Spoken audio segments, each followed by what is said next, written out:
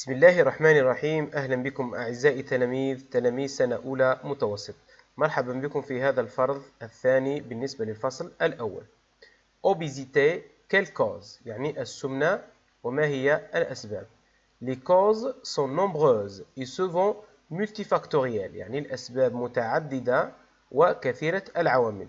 L'accumulation اللي هي تراكم de plusieurs facteurs conduit à l'obésité، يعني تراكم العديد من العوامل يؤدي إلى السمنة. Les facteurs alimentaires، المؤشرات أو العوامل الغذائية، un excès d'apport calorique بمعنى أنه زيادة السعرات الحرارية، en particulier خاصة issus d'aliments gras et sucrés، المواد الغذائية اللي هي الدهنية والتي تحتوي على السكريات بكثرة. par rapport aux besoins de l'organisme، يعني لحاجيات الجسم، aux besoins de l'organisme. conduit à l'obésité، تؤدي إلى السمنة.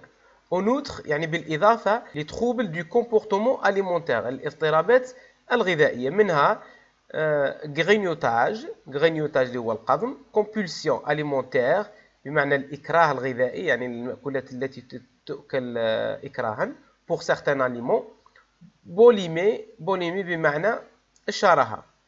interviennent تتدخل également dans la prise de poids، تتدخل أيضا في زيادة الوزن. بوليمي قلنا هي الشراهة أو بمعنى envie de beaucoup manger، يعني الرغبة في الأكل بكثرة. هذا كان لو تكست. إذا نتوجه إلى الأسئلة. Compréhension de l'écrit. Ce texte est narratif, explicatif, descriptif. Alors il est toujours explicatif. شرحي.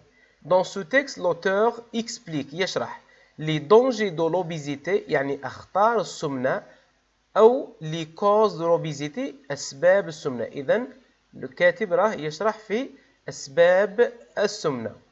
Quels sont les facteurs d'obésité cités dans le texte؟ يعني ما هي العوامل السمنة المحددة في النص؟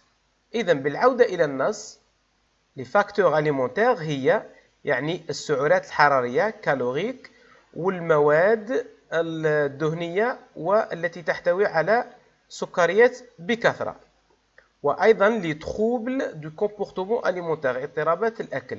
هذه كلها عوامل تؤدي إلى السمنة. Quatrième question. Réponds par vrai ou faux. L'obésité est causée par un seul facteur، يعني السمنة تتسبب عن طريق مؤشر واحد أو عامل واحد. إذن هنا إجابة خاطئة، لأنه في النص قال باللي plusieurs facteurs، العديد من العوامل.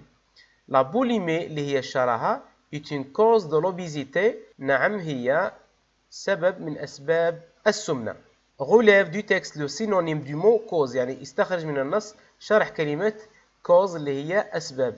نرجع للنص ونحوسوا عليها. إذن لو نجي نقرأ الجملة هذه، l'accumulation de plusieurs facteurs conduit à l'obésité، يعني تراكم العديد من العوامل يؤدي إلى السمنة. نقدر نبدلها تراكم العديد من الأسباب يؤدي إلى السمنة. إذن cause هي facteur. Sixième question.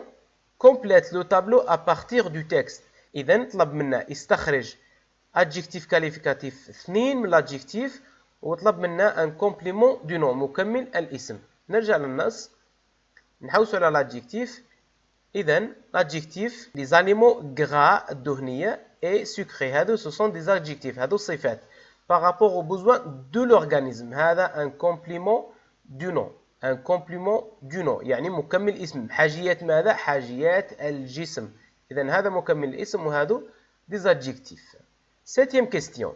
Mets les verbes entre parenthèses au présent de l'indicatif. Les enfants finir. هذا deuxième groupe. الدوزيام جروب كما تعرفنا على لي تيرمينيزون تاعو هما اس اي دوز اس او ان اس اي دوز اس او زد اي دوز اس او ان تي. اشاك فوا نعاودهم. علاش نعاودهم؟ باش تحفظوهم. اذا من هذه لي تيرمينيزون راح نحط هنايا لي تيرمينيزون. شوف كيفاش لي زونفون، يعني لي زونفون نقدر نعوضها ب il avec s، و il avec s تمشي معاها لا تيرمينيزون اي دوز اس او ان تي. إذا ما علي أني نمحي الإي آغ هذه، إي آغ هذيك نحيها ونضيف في مكانها إي دوز إس أو أن تي، لأنه لي زونفون نعوضوها بإل أفيك إس. إذا les enfants finissent de manger et vont faire du sport pour éviter l'obésité. يعني الأولاد ينتهون من الأكل ويذهبون لممارسة الرياضة ليتجنبوا السمنة. هذا بالنسبة لا conjugaison. Huitième question, ce peut-être, ce تستعمل للماسكولين المفرد يعني المذكر المفرد masculin singulier. cette تستعمل féminin singulier يعني للمؤنث. cette fille هي بنت. إذن petit لازم نغير petit باش نغيرها نكتبها على حالها petit ونزيد لها on ajoute باش نرجعها للفيمينا. alors cette petite fille mange beaucoup de sucre. il وش ترجع؟ il ترجع لنا elle. tout simplement.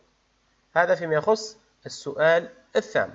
إذن بالنسبة للفقرة pour expliquer à tes camarades de classe باش تشرح لأصحابك في القسم l'importance de manger convenablement أهمية الأكل الملائم. tu décides de leur compléter ce tableau. قررت أن تكمل هذا الجدول pour les informer sur les quantités d'aliments qu'ils doivent prendre يعني على باش تعلمهم على كمية الغذاء الذي يجب أخذه.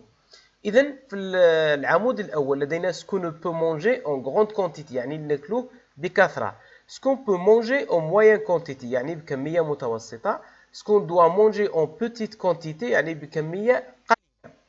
إذن le fromage, les céréales هي الحبوب, le sel الملح, le sucre السكر, les dattes التمر, bonbons حلويات, carottes جزر, lentilles عدس, riz الأرز, mandarine, l'eau الماء, le jus العصير, le chocolat pain هو الخبز, poulet دجاج, viande لحم, beurre زبدة, œuf البيض, tomate طماطم, chou-fleur, banane, pomme اللي هو التفاح, fraise فراولة et soda اللي هي الصودا. إذن الأغذية التي يجب تناولها بكمية كبيرة هي les légumes et les fruits. الأغذية اللي هي الخضر والفواكه مثل les dattes التمر, carottes الجزر, les lentilles العدس, mandarine, tomate, chou-fleur, banane, pomme, fraise والماء أيضا l'eau. هذه الأغذية التي يجب تناولها بكميات كبيرة. الأغذية التي يجب تناولها بكميات متوسطة هي le fromage, les céréales, les œufs يعني البيض, viande, poulet, pain et le riz أرز. هذه الأغذية التي يجب تناولها بكميات متوسطة. أما الأغذية التي يفضل تناولها بكميات قليلة أو يجتنب أصلا هي le sel, le sucre, les bonbons, beurre, le chocolat, le jus. يعني هذه اللي باللون الأحمر يجب استهلاكها بكميات قليلة. لماذا؟ لأنها تحتوي على كميات كبيرة من السكريات والتي بدورها تؤدي إلى السمنة اللي هي l'obésité. إذن أشكركم على متابعة الفيديو للآخر. من لديه سؤال يتركه في تعليق. سلام.